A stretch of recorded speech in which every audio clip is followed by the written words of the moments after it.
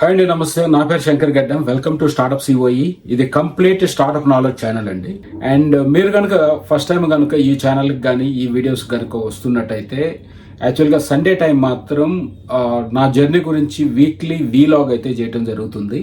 ఇది కంప్లీట్ అంటే ఫస్ట్ నుంచి ఫాలో అయితే మీకు ఖచ్చితంగా తెలుస్తుందంటే ఎక్కడి నుంచి స్టార్ట్ అయ్యాం, ఎక్కడి నుంచి ఒక స్టార్టప్స్ వైపు ఒక ఎంటర్‌ప్రెన్యూర్‌గా మారాలని కోరిక కలిగింది, ఎలా ఇప్పటి వరకు జర్నీ జరిగింది అని. జస్ట్ రీక్యాప్ అండి. యాక్చువల్గా నెల్లూరులో చాలా ఎగ్జిబిషన్స్ అయితే కండక్ట్ చేశాము. బ్రాస్ అండ్ బ్రాంజ్ హ్యాండీక్రాఫ్ట్స్ తోటి నెల్లూరులో షాప్ తెరిచాము. అది గడ్డం గిఫ్ట్స్ అండ్ హ్యాండీక్రాఫ్ట్స్ అనే షోరూము. అయితే కొన్ని పరిస్థితుల వల్ల మేము క్లోజ్ చేయడం అయితే జరిగింది. ఇది మీరు కనుక ప్రీవియస్ వీడియోస్ చూస్తే మాత్రం ఖచ్చితంగా మీకు డీటెయిల్స్ అయితే తెలుస్తాయి. అయితే ఈ షాప్ అయితే క్లోజ్ చేసామండి. అయితే ఒక ఎంటర్‌ప్రెన్యూరల్ థాట్స్ ఉన్న ఒక పర్సన్కి వాళ్ళ మైండ్ సెట్ ఎలా ఉంటుంది? యాక్చువల్గా ఒక ఎంటర్‌ప్రెన్యూరల్గా ఒక మనిషి రావటానికి కానీ ఒక టర్న్ అవటానికి ప్రాబ్లమ్కి సొల్యూషన్ ఎత్తుకుంటూ యూజువల్గా వాళ్ళు టర్న్ అవుతారండి. అండ్ ఫ్యూ పీపుల్ అయితే వాళ్ళ చాలా డ్రీమ్స్ ఉంటాయి. అంటే ఒక బిజినెస్ మ్యాగ్నెట్గా వాళ్ళు ప్రూవ్ చేసుకోవాలి, ఒక బిజినెస్ ఇదిలో ఒక స్టాండర్డ్ అంటూ ఒకటి క్రియేట్ చేయాలి, లేకపోతే ఒక బెస్ట్ సర్వీసెస్ని జనాలకు అందియాలి, బెస్ట్ ప్రోడక్ట్ని జనాలకు ఇవ్వాలి అనే ఈ థాట్స్ తోటి ఒక పర్సన్ ఈ ఎంటర్‌ప్రెన్యూరల్ ఇదిలోకి స్టార్ట్ అవటం అయితే జరుగుతుంది, టర్న్ అవటం అయితే జరుగుతుంది. అయితే ఈ డ్రీమ్స్ అనేది ఒక మనసుకు సంబంధించిందండి. ఈ ఒక జనరల్ థాట్ ప్రాసెస్కి ఈ డ్రీమ్స్ ఉన్న వాళ్ళ థాట్ ప్రాసెస్కి ఈ డ్రీమ్స్లో కంప్లీట్గా ఇన్వాల్వ్ అయిన వాళ్ళ వేగం అనేది చాలా అధికంగా ఉంటుందండి. అంటే వాళ్ళ థింకింగ్ ప్రాసెస్ అనేది చాలా వేగవంతంగా ఉంటుంది. అలాంటి ప్రాసెస్లో అలాంటి పరిస్థితుల్లో ఒక బ్రేక్ అనేది పట్టడం అనేది చాలా వాళ్ళని కుంగదీసే విషయం. అయితే ఇటువంటి పర్సన్స్ యూజువల్గా ఏం చేస్తారంటే maybe they will take time, తర్వాత మళ్ళీ ఇంకొక థాట్ ప్రాసెస్, మళ్ళీ అంతా కొంచెం శక్తిని కూడగట్టుకొని ఇంకొక కొత్త ఐడియాతో మళ్ళీ వస్తుంటారు ఎక్కువ మంది.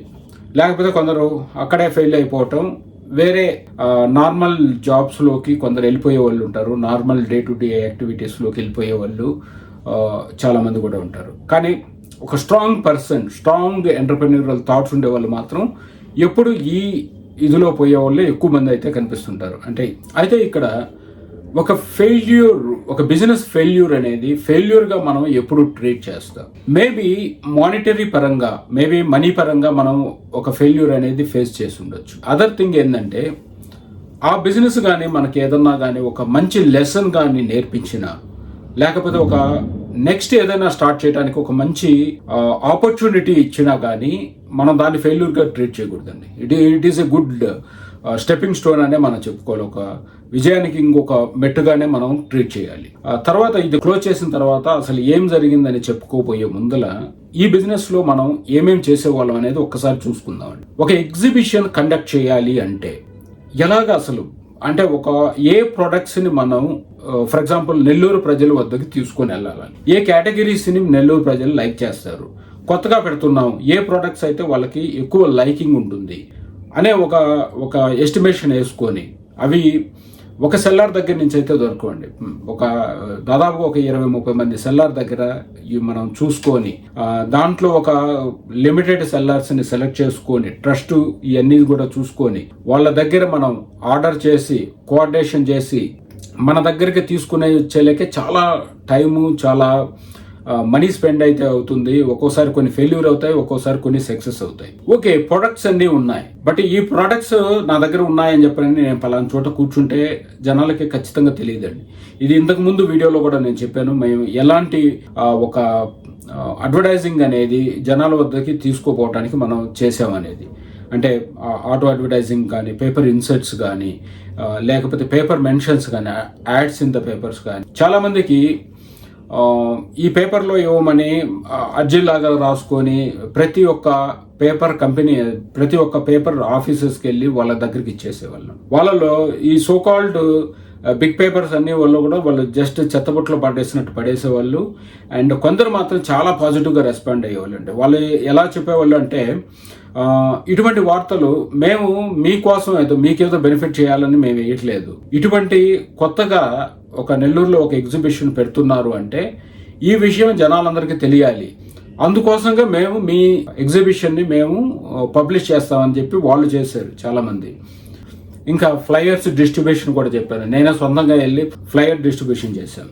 ఇంకా బ్యానర్స్ డిజైన్ అయితే కానివ్వండి, పెద్ద పెద్ద ఫ్లెక్సీలు కట్టడం అయితే కానివ్వండి, సిటీ మొత్తం ఒక 2-3 ఫ్లెక్సీలు అట్లా వేసేవాళ్ళం. యాక్చువల్గా చెప్పాలి అంటే దాదాపుగా ఒక 10-15 ఫ్లెక్సీలు అయితే నెల్లూరులో వేయాలండి. కానీ మేము ఒక 3-4 మెయిన్ సెంటర్స్లోనే వేసేవాళ్ళం. చిన్న చిన్న ఫ్లెక్సీలు ఎక్కువగా కట్టేవాళ్ళం. ఒక 30-40 ఫ్లెక్సీలు చిన్నవి ఎక్కువగా కట్టేవాళ్ళం. సో ఇంత చేసి మళ్ళా మనం ఏదైనా ఒక కళ్యాణ మండపం లేకపోతే ఒక పెద్ద ఫంక్షన్ హాల్లో తీసుకుంటే అది హెవీ కాస్ట్ అయిపోతుందండి. అందుకనే చీప్ అండ్ బెస్ట్ అనే ఆప్షన్ కింద టౌన్ హాల్ చాలా బెస్ట్ అనిపించింది మాకైతే. ఎందుకంటే స్పేస్ కూడా చాలా ఉంది, అన్ని కార్స్ కానీ లేకపోతే వెహికల్స్ కానీ ఆగటానికి, and fresh air. Town hall చాలా బెస్ట్ అనిపించింది. మేము ప్రాపర్గా అరేంజ్మెంట్ కూడా చాలా బాగా చేసాం. కొన్ని అయితే మేము ఈ కాస్ట్ అంటే ఫ్రీక్వెంట్ ఎగ్జిబిషన్స్ కాస్ట్ రెడ్యూస్ చేసుకోవడానికి ఈ కార్పెట్స్ కొనేవాళ్ళం, కర్టన్స్ మేమే తయారు చేయించుకున్నాం. ఇంకా ఈ టేబుల్ క్లాత్స్ చాలా వరకు మేము రీయూజబిలిటీ ఐటమ్స్ అన్ని మేము కొనేవాళ్ళం. అండ్ ఫ్యూ మాత్రం మేము హైరస్ దగ్గర నుంచి తీసుకునే వాళ్ళం. ఎంత బ్యూటిఫుల్గా కండక్ట్ చేసేవాళ్ళం అంటే ఆ ఎగ్జిబిషన్స్ అన్ని. కొందరు జనాలు అయితే అక్కడ ఉన్న విగ్రహాలు ఆ మా ప్రెజెంటేషన్కి అక్కడే మోకాల మీద కూర్చొని దండం పెట్టుకునే ఇదిలో మేము అరేంజ్ చేసాం. ఆ విధంగా ఒక టెంపుల్, ఒక గుడి అట్మాస్ఫియర్ని అయితే మేము కల్పించగలిగామండి. ఇంత చేసి ఇంత క్వాలిటీ ప్రోడక్ట్స్ని తీసుకొని వచ్చి ఇంత పబ్లిక్కి మేము పుష్ చేసి మార్నింగ్ టైము కస్టమర్ కోసం వెయిట్ చేస్తూ ఉంటే మా దగ్గరికి ఫస్ట్ వచ్చేవాళ్ళు ఎవరు అంటే ఎవరికైతే మేము కస్టమర్స్ వాళ్ళు వచ్చేవాళ్ళు. అంటే ఒక పేపర్ యాడ్స్, మా పేపర్లో కూడా యాడ్ ఇవ్వండి, మా పేపర్లో కూడా ఒక 5,000-10,000 బట్టి మాకు యాడ్ ఇవ్వండి. వేరే ఫ్లెక్సిబుల్ అయితే కానివ్వండి, ఇంకా ఈ ఇంటీరియర్ డెకరేటర్స్ అయితేనే కానివ్వండి, వీళ్ళనే మేము ఎక్కువ చూసేవాళ్ళం అక్కడ. అంటే కస్టమర్స్ కూడా వచ్చేవాళ్ళు, ఎందుకంటే ఎక్కువగా పుష్ చేసినప్పుడు. బట్ కస్టమర్స్ని రావటం అనేది మళ్ళా ఇంకా ఎక్స్టర్నల్ ఫ్యాక్టర్స్ ఎన్నో ఉన్నాయండి. ఆ టైంలో వాళ్ళ దగ్గర మనీ ఉండాలి, అది ఒకటి ఉంది. ఆ టైంలో ఎక్కువగా రిమైనింగ్ యాక్టివిటీస్ అన్ని సిటీలో ఏ జరగకుండా ఉంటే ఎక్కువ కస్టమర్స్కి ఇది చేరేదానికి అవకాశం ఉంటుంది, వాళ్ళు గుర్తుపెట్టుకొని మళ్ళీ రావడానికి కూడా అవకాశం ఉంటుంది. అండ్ టీవీ యాడ్స్ కూడా అండి, చాలా టీవీ యాడ్స్ కూడా ఇచ్చేవాళ్ళు. వీటికన్నిటికీ ఖర్చు పెట్టి మన దగ్గర ఒక బెస్ట్ ప్రోడక్ట్స్ ఉంటే మేబీ మనం ఈక్వల్ లేకపోతే లిటిల్ బిట్ ఎక్స్ట్రా ప్రాఫిట్స్ అయితే మనం తీసుకోగలం. లేని పక్షంలో ఈ కస్టమర్స్కే మనం ఎక్కువ అమౌంట్ తోటి అవి అమ్మాల్సి ఉంటుంది. సో మీకు ఏమన్నా అనిపిస్తుందా ఈ ఈకో సిస్టమ్ రైట్ వేలోనే వెళ్తుంది అని మీకు అనిపిస్తుందా? అంటే మేబీ అడ్వర్టైజర్స్ మేము కూడా బెనిఫిట్ పొందాలి కదా అని చెప్పి వాళ్ళు అనవచ్చు. బట్ ఇంత కాస్ట్ పెట్టి మనం ఒక కస్టమర్కి జస్ట్ మా దగ్గర ఈ ప్రోడక్ట్ ఉందని చెప్పడానికి ఇంత కాస్ట్ పెట్టి మనం కూర్చొని ఉంటే ఈ బిజినెస్ మ్యాన్స్ కానీ, ఎంటర్ప్రెన్యూర్స్ కానీ, ఒక స్టార్ట్అప్ ఎంటర్ప్రెన్యూర్స్, స్టార్ట్అప్ ఫౌండర్స్ కానీ వీళ్ళు ఎంతమంది ఎంత పర్సెంట్ సర్వే అవ్వగలరు? సో ఈ సర్వే అవ్వగలిగిన కొంత పర్సెంటేజ్ సర్వే అవ్వగలరు, కొంత పర్సెంటేజ్ వాళ్ళు బిజినెస్ క్లోజ్ చేసుకొని వెళ్ళిపోయే పరిస్థితి అయితే అవుతుంది. సో ఏంటి, వీళ్ళు ఇప్పుడు ఒక కొత్త ప్రోడక్ట్ని తీసుకొని వచ్చారు, అది కస్టమర్కి అందలేదు. ఒక సస్టైనబుల్ ఈకో సిస్టమ్ అనేది, ఒక హెల్తీ ఈకో సిస్టంలో ఎంటైర్ ఈకో సిస్టమ్ కూడా ఇవన్నీ కూడా నష్టాన్ని తీసుకొని వచ్చి పెడతాయి. సో ఇదైతే నాకు కరెక్ట్గా అనిపించలేదండి. ఇంతమంది వాళ్ళ సొంత అంటే ఒక ఎంటర్ప్రెన్యూర్ అనేవాడు ఒకటి ట్రై చేస్తున్నారంటే మనం అక్కడ వరకే చూడకూడదండి. Behind there is a family also, and sometimes ఒక 3-4 ఫ్యామిలీస్ కూడా దాంట్లో ఇన్వాల్వ్ అవుతాయి. సో వీళ్ళందరూ ఒక మంచి ఉద్దేశంతో, ఒక మంచి డ్రీమ్స్ తోటి వీళ్ళు ఈ స్టార్టప్స్లోకి లేకపోతే ఈ బిజినెస్లోకి వస్తుంటారు. కానీ వీళ్ళ దగ్గర మంచి ప్రోడక్ట్ ఉండి కూడా ఒక్కోసారి మనమే పెద్ద పెద్ద కంపెనీలో చూస్తూ ఉండండి, వాళ్ళు బ్రాండింగ్ స్టార్ట్ చేస్తారు, కొంచెం ఫెయిల్ అవుతాయి, వాళ్ళ దగ్గర మనీ ఉండి లేకపోతే ఎక్కువగా ఫండ్స్ రైజ్ చేసి మళ్ళీ రీబ్రాండింగ్ వాళ్ళు డిఫరెంట్గా ఫోకస్ చేసుకోవటం అయితే మనం చూస్తూ ఉంటాం. దాన్ని రీబ్రాండింగ్ కానీ రీపొజిషనింగ్ ఆఫ్ ద ప్రోడక్ట్ అని కానీ మనం అనుకుంటాం. కానీ ఇది అందరికీ సాధ్యమా? అందరికైతే ఖచ్చితంగా సాధ్యం కాదండి. కానీ ఇటువంటి ఎంటర్ప్రెన్యూరల్ థాట్స్ ఉన్న వాళ్ళకి మనం ఇంకొక ఛాన్స్ కింద ఒక స్మూత్ వేలో గనుక మనం వీళ్ళని గనక సపోర్ట్ చేయగలిగితే there might be a ecosystem లో కూడా ఒక హెల్తీ ఈకో సిస్టమ్ అనేది తయారవుతుంది.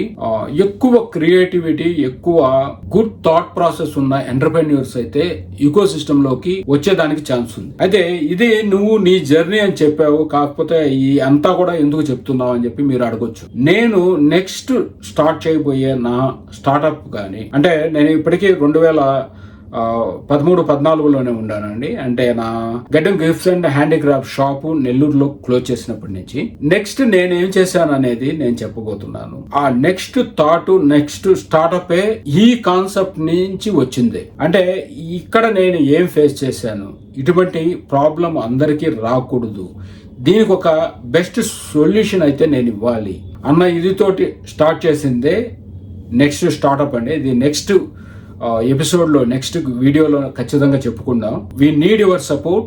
Please do subscribe, like, share and comment if you have any questions about the startup. And thank you so much and wait for the next video.